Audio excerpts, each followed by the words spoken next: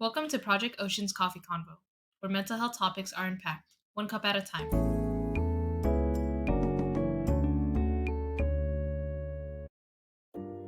Hi, welcome to our Project Ocean podcast today. We will be talking about breast guilt and hustle culture as per our March theme. My name is Mylea Ang, and I'm an undergraduate peer educator for Project Ocean. I help with our social media, and I'm so excited to be talking about these topics today with my great friend, Alex. Alex, if you'd like to introduce yourself. Yes, of course. Thank you, Maria. My name's Alex. I'm the graduate peer educator here at Project Ocean. And yeah, happy to be here with the great Mylea to talk about rest, guilt, and productivity culture, which should be an interesting conversation that we tend to have already almost every time we meet, right? Dealing with the world we're dealing with. Exactly. And that's an interesting thing to bring up. Like with the world we're dealing with now, right? What kind of relationship would you say you have with like these ideas with like breast guilt and like hustle culture? How do you think of these things, Alex? Yeah, immediately as you said that, I was like, okay, simply being a student, more than anything, right? The idea of rest. I think like as a student, I think even as an undergrad, right? That the idea of rest seems almost far out of reach, right? And if we do take that rest, I do relate with this idea that guilt can kick in. Like, oh my God, Right. this is why I'm not an A student, or maybe this is why I'm not worthy of getting that good grade or honor roll or whatnot. So that kicks in. I could see that, and more than ever right now as a graduate student too in the last semester, the idea of rest definitely is far out of reach. But I think that's definitely something we sign up for, right?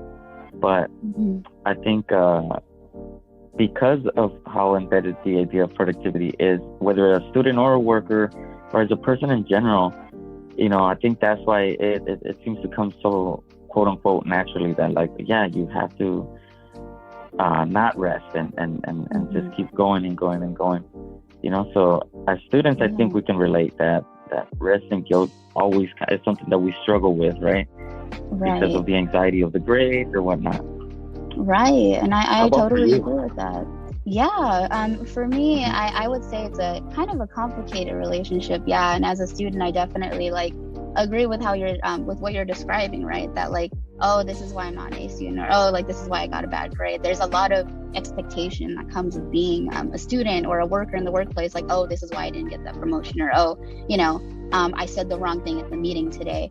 There's a lot of expectations that come from the inside that like kind of affect how like we like view things on the outside, right? And so like with rest, like I myself, like even though I'm an undergraduate peer educator with Project Ocean, like I struggle with rest. I definitely am guilty of not allowing myself to rest for the same ideas you were talking about, because I always feel like I need to push myself. Like I need to be doing something. I need to go harder. And I can rest like after I graduate. I can rest after I retire. But like, like what does that really mean, right? Am I willing to keep on putting like my well-being to the side for so long in the hopes of that kind of light at the end of the tunnel, or can I make that light for myself, like where I am now? I think that's definitely something I struggle with. Yeah. What about you? Do you how do you like, you talked about like the student experience in your personal life as well, like how do you how are like rest and guilt, like I guess like how does it kind of influence how you treat yourself, right? Like how do you respond to yourself when you're having these thoughts? What comes to mind? Yeah, I think something you brought up was what you were saying, the idea of well-being, right? When you brought like my well-being, and I think that has to do with the idea like how when dealing with that struggle between rest and guilt, that sometimes I leave out that idea, well-being. Well, where is my well-being in this? As I struggle to whether I want to really, that I should take the time to rest for my well-being, and even the guilt, because the guilt can kick in and deteriorate some of that well-being, right? Like the self or whatnot. As a student, because I think, it just kicked in on me right now, the idea when I have certain conversations with some students throughout my undergrad and even now, and some of the work that I've had, that this idea of not being a good student, right? When I ask about their college experience, and even as I've gone through it, the reason that they don't raise their hand right? Like, oh, how engaged are you in class? And do you raise your hand or do you speak out loud? And the number one answer is always like, I'm not smart. I'm not smart enough. I don't know. I'm not smart enough or anything like that. And so I think about that, like, as in the well-being, right? Like, are they probably think like I'm not pushing myself enough or whatnot, right? But I think I think it definitely ties in, because that mentality, right, can stop them from really making their college experience what it really could be, like, to the fullest potential, right, as a student, right? And I always remind them like that when trying to engage in a class, and the perception that you have as a student, that it's important to always remember that that doesn't necessarily mean that every time that you raise your hand or you want to speak up and be engaged, that you have to have a quote unquote right answer, right? That simply sometimes, when there's those silences and stuff like that, if you raise your hand and are the one day like, I don't know what they're talking about, like, I don't understand this statement or this argument, right? That's part of the process. That's part of the process of being engaged, and because okay, I'm not alone. And so that's the point, right? That when we think about rest and guilt and productivity, that we can blame ourselves for this, right? But I think it's important to remind ourselves that we're not alone in this process, right? With the rest, the guilt, productivity, things that we deal with on a day-to-day basis as students, as workers, and as survivors in this world, right? Like, in general, the struggle to survive, to pay the rent and stuff like that. Right. I like that you mentioned that, just survivors overall in this world, right? Because everyone, like, we all come from like so many different backgrounds. Like, even if we're going to the same school, like, our upbringings are different, our environments are different, and those are things that really affect, like, how we perceive the world and how we interact with things in the world, right? And so, like, I think that's pretty telling that, like, that despite all of our different backgrounds, right, we all can kind of share in on this experience of like feeling like some sort of like guilt tied to rest, tied to like hustle culture sometimes. Like, you're talking about students, you're talking about survivors, you're talking about professors and workers. Like, this is something that isn't just like you. Like, you were talking about like how how there's other people in the class who might feel relieved because someone admitted they didn't know the answer, right? And there's that, like, I don't know, it worries me that that, like, I guess that, like, the idea of feeling guilty for rest has become so widespread, right? That it's kind of like a normalized thing right now. And I think that kind of ties into, I'm going to kind of hop into a little bit more of hustle culture too with that like, there's now this culture that like spans different like backgrounds and different cultures itself, where people just feel like they need to keep on working, they need to keep on being productive, and if they aren't, then it's like, oh, like, I'm not good enough, like, I'm not smart enough, my self-esteem isn't like, my self-esteem is going to lower down, when in reality, like you said, there's a lot of different factors that go into it, right? There's a lot of things that can like change your ability to be able to keep that work up, or to be able to like retain that information, right? Not everyone learns things at the same speed or the same pace, and that's okay. It's okay to be patient with ourselves and to rest, but I feel like it's so baked into like our society now that we need to hustle, that we need to get to the top somehow in our like, and then it's not like, some like, I feel like for many people, unless they're at that point, they don't have that higher self-esteem, or like it impacts it negatively. And so, yeah. And I'm like, do you have any like thoughts from that, or like of like any ideas of like how we could kind of try to fight against that like negative interpretation of like hustle culture and of rest like being tied to guilt, like so many of us experience it, but how can we fix this? Why don't we fix this? I know, right? That's the biggest question, right? But I think you mentioned something that ties to that, right? That can help us attempt to formulate an answer to that question, right? Like, what can we really do, right? You mentioned how we perceive the world, right? And I think that the answer can lie around there, because we do live in our individual lives, and we all perceive the world in a certain way. Yeah. But we are dealing with a world that tries to box us in, right? That almost like a factory, right? Like, if you're at school, everybody's the same.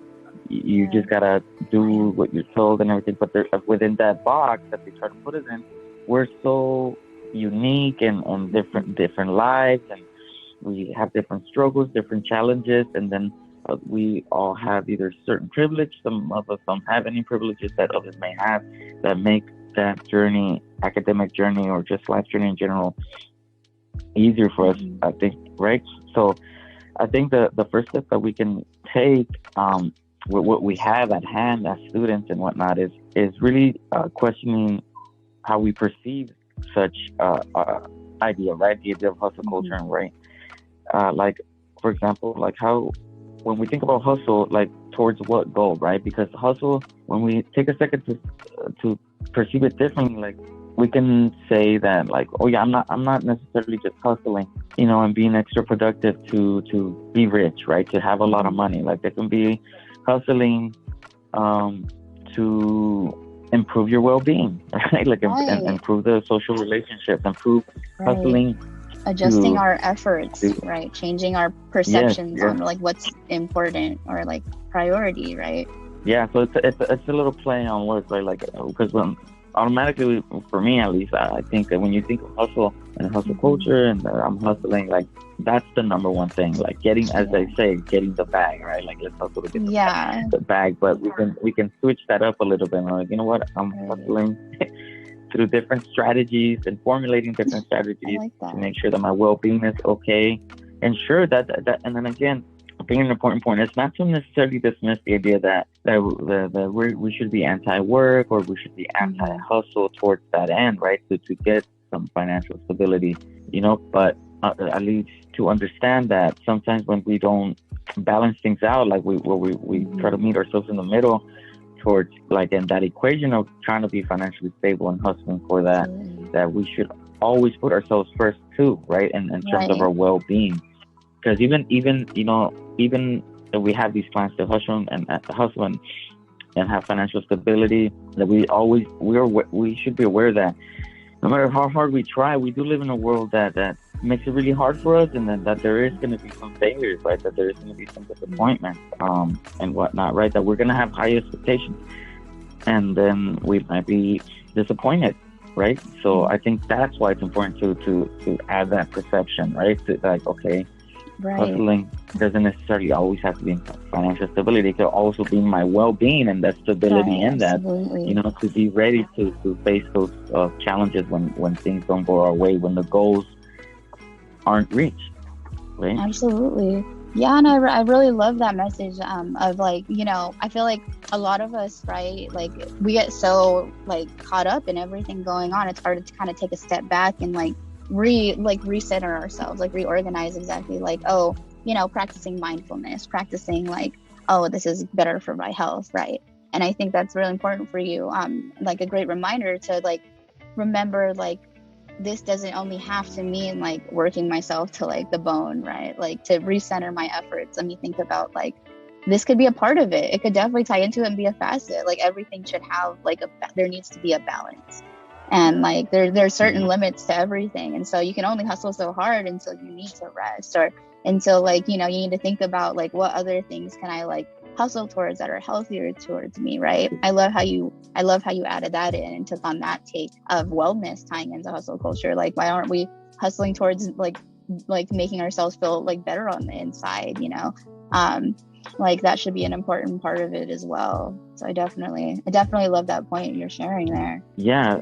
And as you were talking too towards the end too, it made me think about how through that care of the self, essentially, right? And mindfulness, as you mentioned, that I think the outcome that this can have in breaking this cycle, it can also, right, to just be focused, be productive. I thought about the idea that at the end of the day, taking this different approach can help break the cycle of the individual lifestyles that this hustle culture promotes, right? And so we perceive it a little bit different. It can help us understand ourselves collectively, right? So that rather than just simply recycling this individualistic culture, it can do something to start cultivating a collective culture, right? More about community and more about understanding that we're not alone in this process, in hustling, and everybody trying to have that financial stability and whatnot, right? That and like that, it can have an effect in the workplace, school, right? Towards understanding each other more, that we're not alone in this process, that we're all dealing with the same stuff, right? Just some of us more privileged than others, right? To not leave that behind either, right? But that's what it got me to think that it can also take that life, right? Like, okay, to break that cycle of recycling the individualistic culture and trying to reach and cultivate a collective culture that, or something like that, right? Yeah, the individual, and then try to reach more of a, like, because I know that mental health, right, in the past, it hasn't been spoken as much about, right? Like, these are like, it's around this time that we're really starting to see like mental health is like a big impact on our communities in general. Like, I feel like a lot more people are addressing these issues, or starting to speak up about it, and that makes me hopeful, but we do have a long way to go, right? But these are, like, when I think on it, like, these could totally be like newer topics for people. Like, some people might just not, just might not understand the concept of like rest, like because of that background, or the push to always hustle. And like I love like your idea of like the community working together to kind of nurture like healthy rest and healthy hustle instead, like that we are in this together, that this is a shared human experience, and that, like, despite like what you might have been taught, like, hopefully, like, people as we grow like more aware of mental health, right, and of how it impacts people, hopefully we can like get more comfortable with resting, and distance ourselves from that guilt. And like, it's hard to do that alone. So yeah, if we could move towards that, like as a community, like finding a support system even of your own, that's really important. That's something we like to talk about a lot in Project Ocean, how important it is to have to have people who understand, right, who can empathize with you, and know that, like, Exactly. that like you're trying your best at the end of the day. Yeah, absolutely. And I'm glad you brought up the mental health aspect of it, right? And the hopefulness that there is, seeing the rise in the awareness and taking it very seriously, right? And it just reminds me too, as I discussed as well, right? This idea of individual and collectivity. I think it's important to remind ourselves that mental health is not an individual problem, right? And I think that's what can hold someone back, right? To reach out for help when they're feeling that they shouldn't rest, that they should feel guilty for not being so productive, right? Because they think this is my fault, this is my only problem, so I gotta keep going, right? Like you said, they feel like they're in a box. Yes, exactly, again. Right? Like they feel like. So I think it's an important. That's what it made me think about as you were speaking, right? That and you mentioned mental health. That it's important to remind ourselves that mental health is not an individual problem. That we are collectively in certain conditions that put us in these positions to deal with different struggles and different challenges, right? And that they can be blamed as individual. But I think when we start to expand and our thinking and switch our perception of these perceived individual problems, that we can see and really feel and understand each other, that we're not alone in this.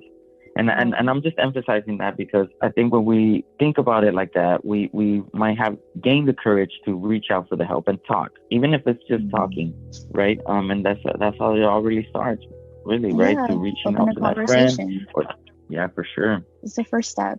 Absolutely. And it can be scary to start that conversation, but everyone's human. We all have our limits. Like, it's important to like communicate it, and like, people can support you best when they know that like there's something that you need help on, or like, because like if we don't know, then it's hard, to know how you can help that person or what they might need in that moment. If they just need someone to sit with them and rest with them, or if they need someone to encourage them, like, that you don't have to hustle so hard, but you can like still like, keep up a steady and healthy pace, like supporters like that. And I do want to kind of pivot a little bit, because I know we kind of talk about like a lot of the general kind of like experiences and all of like how it ties into society. But I also wanted to kind of talk about our own like personal experiences, like examples from our own lives of like how we've like faced like hustle culture or like rest guilt, and like how we responded to it. And we can answer that like, honestly, and like acknowledge that there might be things that we need to work on ourselves. Like, I know I need to. I don't know if you would want to hop in and like open that question up. Yeah.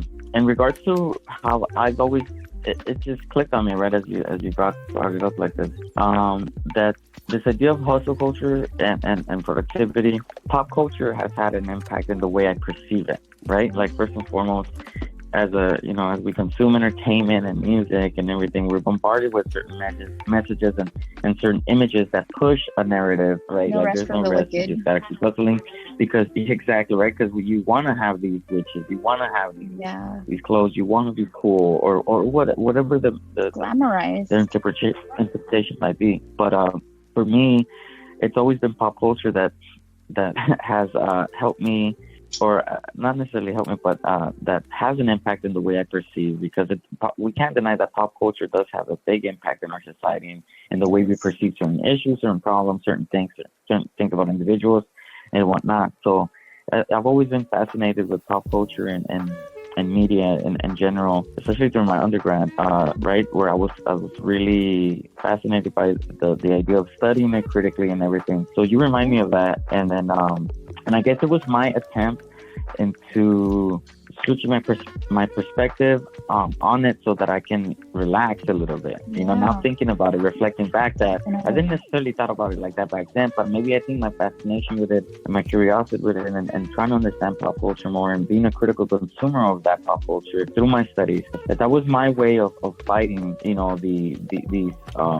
these perceptions that are pushed on us through pop culture, right? Like that. Look, this is life. You have to be this extravagant hustler and individual entrepreneur, and everybody could do it. Go to Cabo every other month. Yeah. So water. That's what in my personal experience as a student and whatnot, and this idea of individualism and hustling as an individual. I think immediately of the impact that pop culture has, and so being a critical consumer, it's important, right? I think that's what it reminds me of now, like that. I think I try to be as critical as I can, what that essentially means that just having the courage to be open-minded about the certain messages that are thrown out there, right, as truth and whatnot, and being open to be like, maybe that's not the truth. Maybe there is another way, right? Looking because into different sources. Pop culture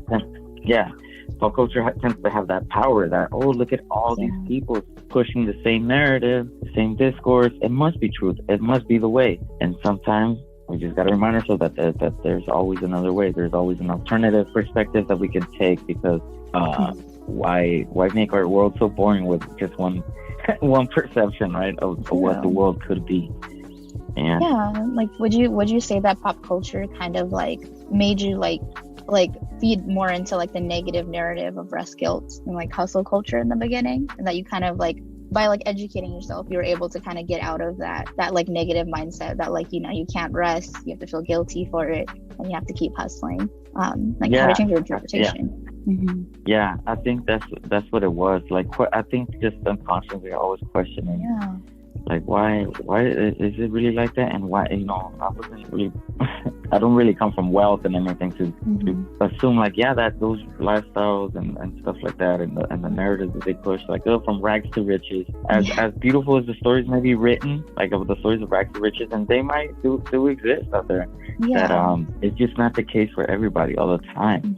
As much as they want to sell us that idea, and I think a little bit of that reality hit me, right? That as much as I want that story of rags to riches, as they push it, that I understood that no, we live more complicated lives than for it to be that easy.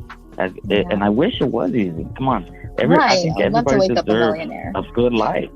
Yeah, everybody deserves a good life. That's true. Right. I just hope everyone's able to find some happiness. I agree that everyone does deserve a good life, right? And Oh, go ahead. Do you want to add? Yeah, and that's what it essentially is, right?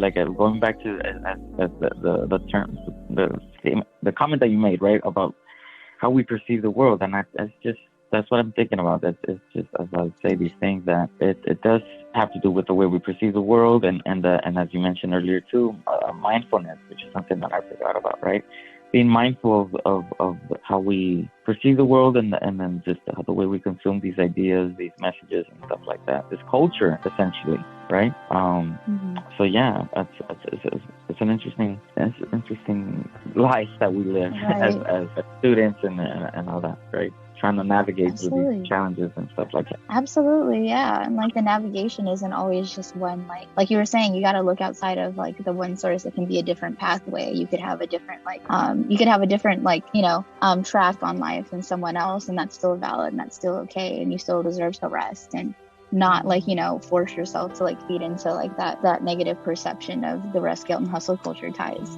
And and personally for me, right, for me, hustle culture was kind of like, I don't think it was like outwardly like promoted like amongst like the people, like my close like relatives and people I love.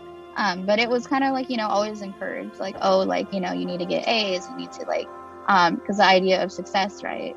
And of course I know that like they want the best for me, and that's why there is that encouragement. But there's also like pressure with wanting to always succeed and wanting to always excel at what you do. And like, for me, I guess like I really fed into hustle culture, and I still do, to even an unhealthy extent now, where I'm juggling several things. And there's times where I sit down and I'm like, can I handle like doing this still? Like, is it too late for me to step back? Like, what should I do?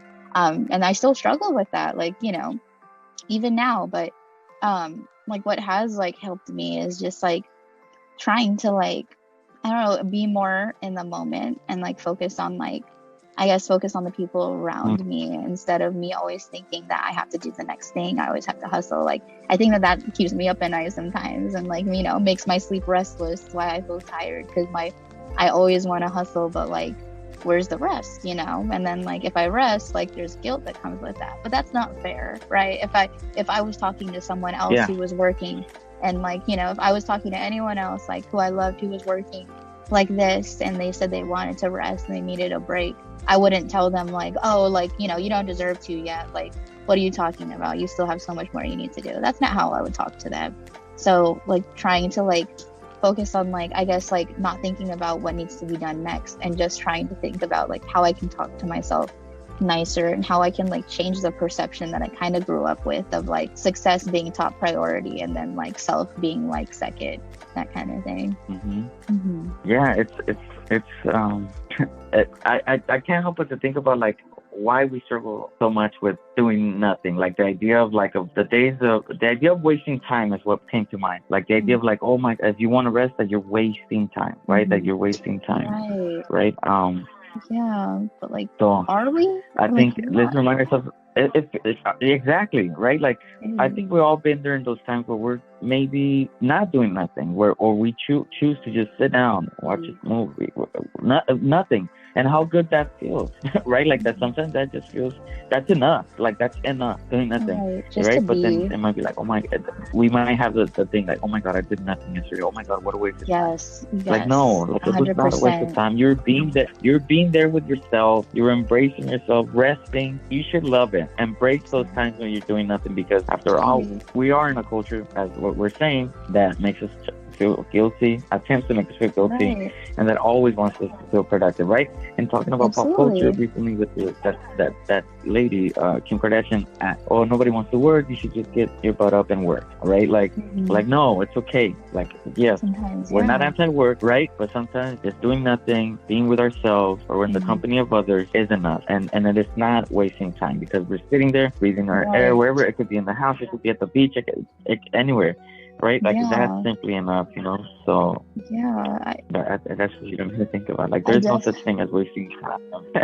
I love that, because I definitely agree that, like, it's hard. Like, I still feel that way sometimes. Well, a lot of the time, if I'm being honest, that like I have a hard time differentiating when I'm resting and when I'm like when I'm feeling guilty, because like or when I'm feeling like I'm not doing anything. Like, are you really resting if you're like beating yourself up in the back of your head and like telling yourself that you should be doing something? Like, that's still not like full rest. That's still not time for you to clear your mind and like and prioritize just enjoying life for what it is in that moment, and enjoying like being who you are. Like, you need longer term rest, you need deeper rest. And that's something, thank you for reminding me of that like like you mentioned this before we started our podcast, that like the productivity is like we are not like the sum total of our productivity. Like, we are not only like based on our results, on our positive results, results. Like, we're human. We have other things like that are part of us. Yeah, exactly. And that's exactly what I was thinking, right? Where it's just like give like taking the time to do nothing, right? Because simply enjoying ourselves. That, and as you're saying right now, right, the thing that we brought up before we hit record, right? That we the reminder of that we're worth more than our productivity, right? That simply for being ourselves, simply for being is enough, right? That as a human being, we are already enough, right? And everything that comes down on us and everything might tell us that we're not, but that we have that power, right? As hard as things can be, at the end of the day, right? It could be food insecurity, rent, family struggles, family issues, like everything like that. At least at the end of the day, we have ourselves, right? And maybe not that only, right? Maybe we do have that community that is there for us in those times when things get really hard, right? When the guilt kicks in really bad. But I think let's remind ourselves that words are really powerful. The power of language is real. And so I think that's why these words are important, right? The idea that we are worth more than our productivity. And it's something that I feel like even might really make some people mad. Like, what do you mean? Like, it's all about productivity. You're nothing if you're not productive and working. You're just lazy. You're just trying to justify being lazy. And no, it's ourselves exercising our power to resist the conditions that make us perceive the world that way, right? The conditions that push the idea that you're nothing if you're not working and being productive and whatnot. So it's exercising our power, the agency that we have as a human being to take care of ourselves, essentially, right? And to take care of others that we care and love for. Like, when did rest become like a negative thing? When did rest stop being simply like rest, like a chance for us to be with ourselves? And I do want to disclose too, off of all of this, that we're not encouraging like our listeners to not work, right? To just do nothing all the time. We're encouraging them to rest when they feel like they need it, or even if they don't feel like they need it but they want to sometimes. Like, it's okay to do that. Like, it's okay for you on the inside. Like, you could be hustling towards like your wellness and your own mental health, and then that is valid and that is okay. Like, every now and then we are human. We have our boundaries, we have our limits. Like, we're not robots. And then I also want to tie it back to like our whole like idea from the beginning on the shared human experience, and it being like, it doesn't matter what though like classes can like change perspectives, right? Different backgrounds can change some perspectives. We all still, I feel like, experience these feelings and these like emotions and these thoughts. Like, a lot of us, I feel like, do. And so it like transcends things, right? It's not just one culture. It's not just one background. It's not just one job. We're all human, and you're not alone in that struggle. But of course, how we come out of it, how we support ourselves, how we support each other is what's going to change it in a more positive direction. So right now it's pretty I feel like there's a toxic point that a lot of us have reached with it. And you just reminded me again of something that I thought I shared in class. I remember, right, because it had to do similar topic around third, right, and dealing with the conditions that we deal with, and what was it, that we could be realistic too, right? That at least this is what I shared, right? That there will never be a utopia where there is a perfect world, right? There will never be that, because as we see, we are under some conditions that are pretty harsh, right? And not necessarily our fault, but that within the struggles that we face in this life, our resistance, practicing our agency through those struggles is where we can find beauty in our life, right? And that can mean simply having this conversation, simply realizing that you are enough for simply being, and then being creative as you navigate through these struggles and challenges, right? That's where we can really find the beauty in life, right? And not being afraid to face that. Sure, there's never going to be utopia, but within the struggles that I face is where I find the beauty in my life and the way I share with others that I care and love for, right? And I think there's a certain power to that, because it can really change your perspective on things. Right. Just enjoying life for what it is, and finding that beauty, and finding there isn't one simple cure-all. You have to find what works for you, and some things might be different for others. Some people like to rest by reading a book, or some people like to rest by going to the gym can actually be a form of rest for them if it helps them get their thoughts and emotions out. It's different for people, but there's something out there for everyone, I would like to think. It's just about finding it and finding a space that nurtures it for you and yourself yourself too. You need to nurture it from within yourself as well. Like there's a change in perspective and perception that happens when you do that internally. Yeah. And Alfredo, I don't know if there's anything else you wanted to add on. I do think that we have shared quite a bit of time. Was there anything else that you wanted to add before I start to? No, I think that was definitely a good way to wrap it. I think that was definitely a good way to wrap it up. As simple as that and whatnot. So yeah, I think that's definitely a good way to wrap things up. Awesome. Beautifully. Awesome. And I just want to disclose too that like we of course are we are peer educators, but we are not licensed like psychiatrists or therapists. We don't want this to be like, we want this to be a form of support for you guys, and a form of like, you being able to kind of learn and process these things alongside with us. And so please take this as you wish, and take it to heart if you would like. And we just hope it impacts you as positively as it can, and that you all have a great day. And thank you so much for watching our podcast.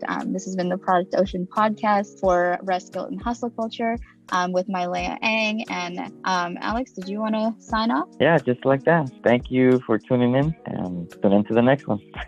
Thank you, Alex. Awesome.